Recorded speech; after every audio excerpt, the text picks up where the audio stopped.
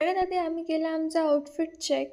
शेट वाट बघत होती दादांची. आज आम्ही सगळे चाललो होतो फिरायला.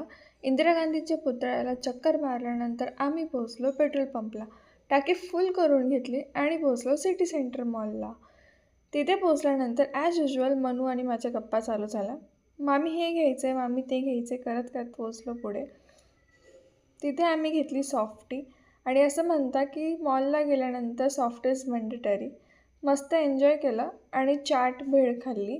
तिथे घरी पोचल्यानंतर आम्ही मस्त जेवण केलं. दीदीने टाकली होती खिचडी आणि पटकन खिचडी झाल्यानंतर जेवायला बसलो.